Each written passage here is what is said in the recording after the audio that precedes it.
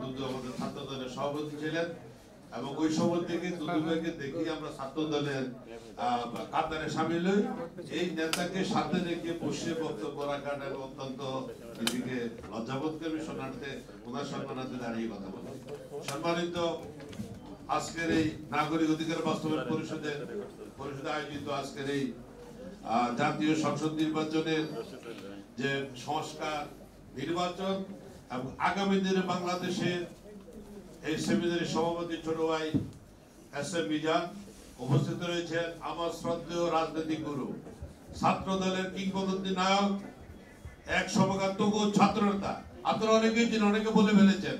আমি ব্যক্তিগত বলে আমার বড় ভাই শ্রদ্ধেয় নেতা জনাব শাহজালাল দুদু সহ আজকে যে সাংবাদিক উপস্থিত আছেন সবাইকে আমার আসসালামু আলাইকুম ওয়া রাহমাতুল্লাহ। আজকে যে যোগ উপযোগী যে বিষয়টি নিয়ে আপনারা একত্রিত হয়েছেন, অবশ্যই বাংলাদেশ সংস্কার দরকার, বাংলাদেশে নির্বাচন দরকার। আগামী নির্বাচন বাংলাদেশ কিভাবে চলবে সেই রূপরেখা অবশ্যই আমাদের নেতা দিবেন। আমি শুধু না ছোট ভাই হিসাবে, ওনার রাজনৈতিক শিষ্য হিসাবে আমি একটি কথা বলতে চাই, অবশ্যই বাংলাদেশ সংস্কার হতে হবে। কারণ বিগত 17 বছর বাংলাদেশের প্রত্যেকটি অর্গানকে ধ্বংস করে দিয়েছে এই ফ্যাসিস্ট সরকার। অবশ্যই সংস্কার হতে হবে। আর এই সংস্কার রূপরেখা দিয়েছিলেন আমাদের দেশনেত্রী বেগম খালেদা জিয়া। রাষ্ট্র সংস্কারের জন্য উনি বিশাল খানি ডিক্লার করেছিলেন।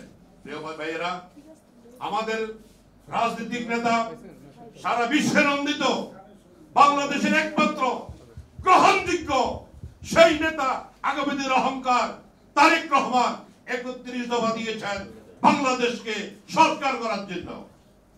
আজকে আমরা যে কথা বলছি, 5 আগস্টে যারা জীবন দিয়েছেন তাদের আত্মার প্রতি তাদের রুহের মাগফিরাত কামনা করছি। সম্মান রেখে বলি, আজকে কথা বলার পিছনে একটু আগে বলেছেন কোথায় চৌধুরী আলম, কোথায় আমাদের ইলিয়াস আলী, কোথায় সাইফুল ইসলাম হিরো, কোথায় হুমায়ুন কবির পারভেজ। তাদের রক্তের বিনিময়, তাদের জীবনের বিনিময়, বাংলাদেশ জাতীয় দলের অনেক নেতা কর্মীর রক্তের বিনিময় আজকে আমরা এখানে দাঁড়াতে পেরেছি, কথা বলতে পেরেছি। আজকে বলে গেলে চলবে না। প্রিয় ভাইরা, অবশ্যই সংস্কার হবে, তবে সংস্কার কখন করবেন? এই সংস্কারের তাল বাহানা করে নির্বাচনকে পিছিয়ে নেওয়ার কোনো সুযোগ নাই। প্রিয় ভাইরা, নির্বাচন হতে হবে। আমরা ছেলে নাতিদের ভবিষ্যৎ নিয়ে আলোচনা করব। তার প্রাথমিক শর্ত হলো আপনাকে বিয়ে করতে হবে।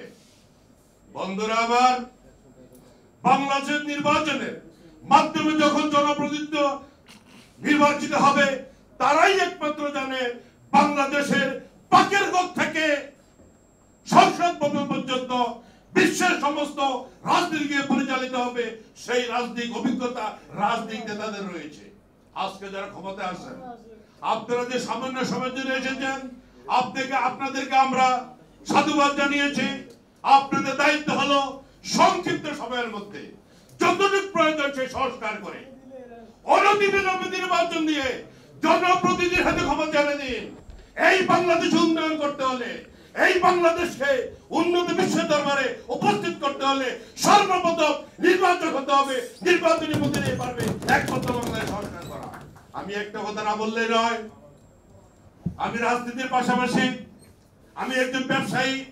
আপনারা দেখেছেন 5 আগস্টের পরে এই বাংলাদেশকে উত্তাল করার জন্য, এই আমাদের স্বাধীনতাকে দুঃসাৎ করার জন্য গার্মেন্টস সেক্টরে অরাজকতা সৃষ্টি করে দেওয়া হয়েছে। কারা করেছে? তারা। আজকে আমাদের তাদের সতর্ক হতে হবে।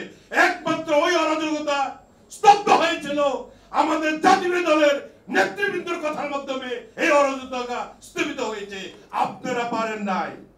আমরা দেখেছি আইন শৃঙ্খলা বাহিনীর সাথে ছিল, বাট ওই জন্য মুখ্য ভূমিকা পালন করতে পারেন নাই। তাই আমি আজকের এই আলোচনা সভা থেকে জোর দাবি জানাচ্ছি, সংস্কার যতটুকু করার অনতিবিলম্বে শেষ করে অনতিবিলম্বে বাংলাদেশে একটি নির্বাচনের মাধ্যমে জাতীয় নির্বাচন দিয়ে জনগণের হাতে ক্ষমতা হস্তান্তর করুন।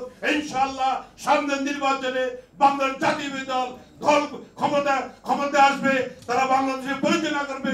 এবং আমার নেতা যারা তারেক রহমান, তার যে যোগ্যতা, তার যে মেধা, তার যে যে বিচক্ষণতা, তার যে রাজনৈতিক প্রজ্ঞা, ইনশাআল্লাহ এই বাংলাদেশকে অনতিবিলম্বে একটি সুখী সমৃদ্ধ বাংলাদেশ বিশ্বের দরবারে তুলে ধরতে পারবে বলে আমি বিশ্বাস করি।